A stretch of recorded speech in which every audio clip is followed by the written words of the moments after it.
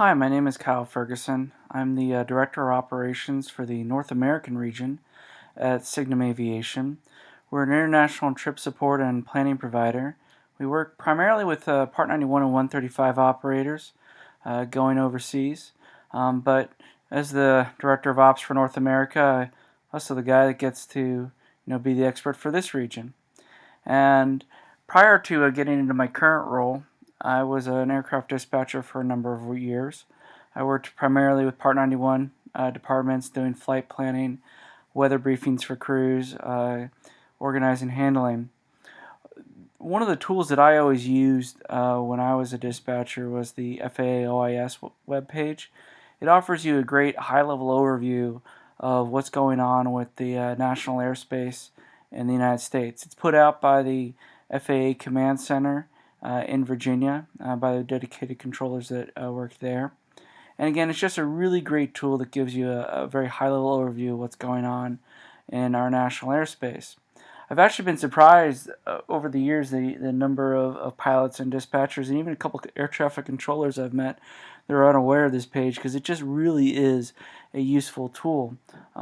In the past week, due to current events in the United States, we've seen a number of issues with the national airspace, and I thought now might be a good time to kind of give everybody a little bit of a refresher on this tool and how to use it. So I've gone to Google, which is the search provider that I typically use, but you can use any search provider you want.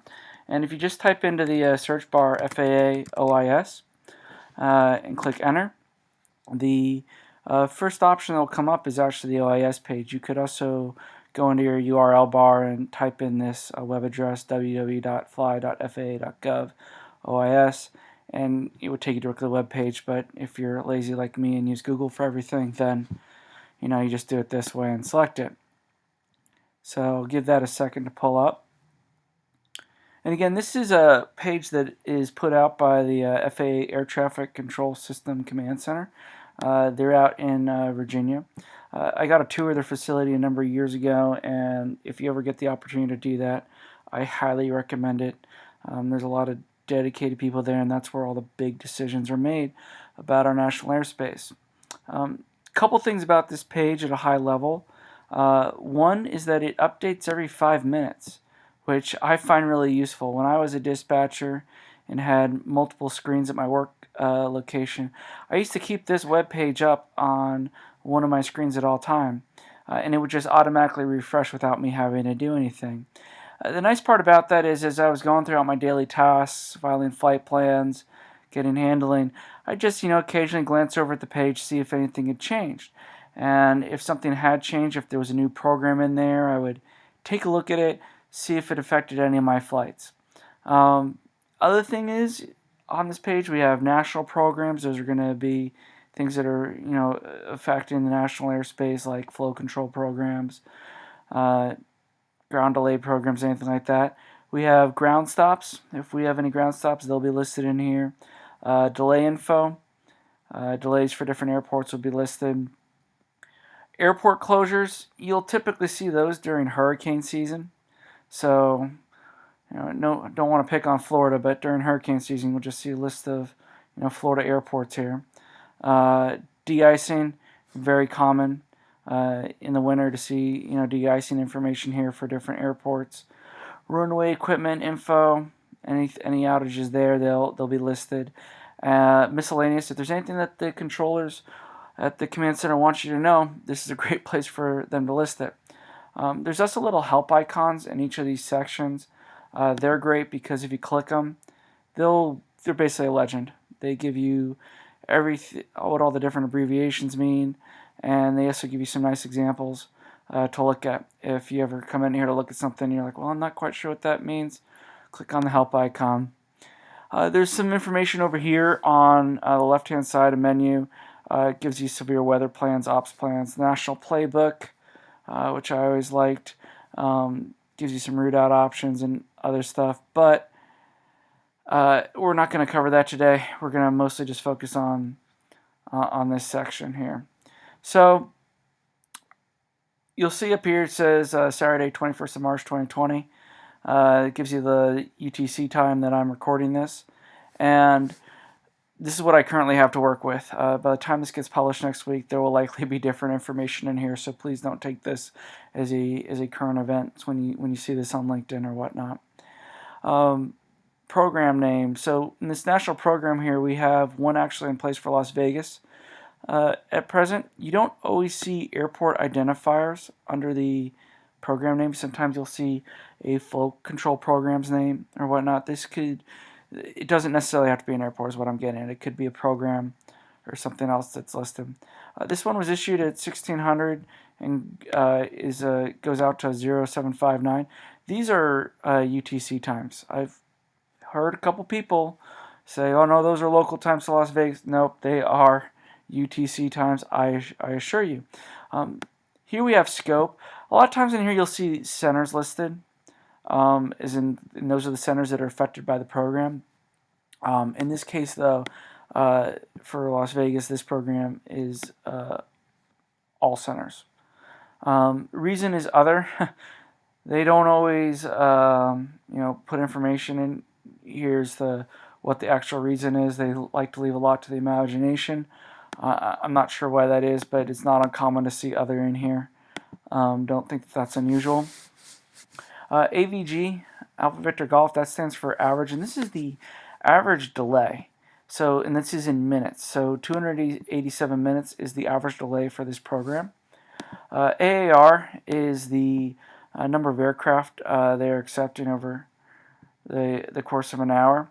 And they can see that they're accepting 10, so things are going kind of slow right now at Las Vegas. PR is what they're shooting for as far as an arrival. So they're accepting 10. Their aim is 10, so they're shooting for 10. They're getting 10. They're right on the money right now. Advisory, that's just the advisory number. We'll click on that in a second. DA is delay assignment. I will talk about that in a second as well. If we click on the advisory number here, it'll actually take us into the advisory itself. And you'll see it gives you a little shot of what we saw on the previous page up here at the top. But then it actually gives you the advisory message. So we'll see that the control element is Las Vegas. We'll see that the element type is an airport.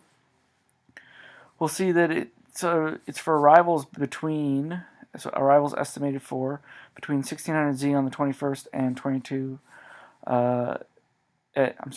0759Z 22 on the 22nd. So cumulative program period is same thing.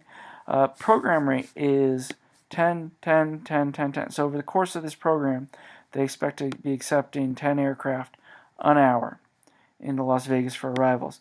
You'll see at the very end of this one they have 130, so it looks like they're hoping to go back up to normal towards the end of this program and ramp things back up. Flights included, all contiguous U.S. departures right there. All contiguous U.S. departures. The departure scope, so since it's all contiguous U.S. departures, they've listed out every center in the United States. One of the things that I like to point out to people when looking at these advisories is it's really important to look at the centers because sometimes it isn't all contiguous U.S. departures. Sometimes it's just specific centers. And you could have an instance, just for argument's sake, where you're trying to go to Las Vegas out of New York Center. And we have Z and Y listed here. And there is a 287-minute delay. But, again, just for argument's sake, we'll assume that ZDC is not included in this. You'll find that if you fly out of New York Center down to an airport in DC Center, do a tech stop, and then file a flight plan onto Las Vegas, because ZDC isn't included in that advisory, the delay won't apply to you. So it's kind of a question you have to make as a flight department, and answer is, do we want to, take the extra fuel? Do we want to, do a tech stop? How does that affect our client and whatnot? But I have been in situations before where, folks, they need to get moving, and because the delays are so long, it's best just to fly to a center, do a quick turn, fly on to their final destination to get out of a delay. And you do see that. So, it's something to consider. Again, it's not the case with this specific advisory because the departure scope is, again, all these different centers, DC's included. It's all contiguous U.S. departures. Canadian departure airports included CYJ, CYVR.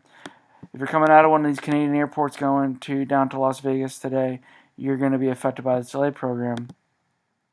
The delay assignment table, which we'll look at in a second, is for LA Center. The maximum delay is 521 minutes. The average delay is 287 minutes. These are not absolutes.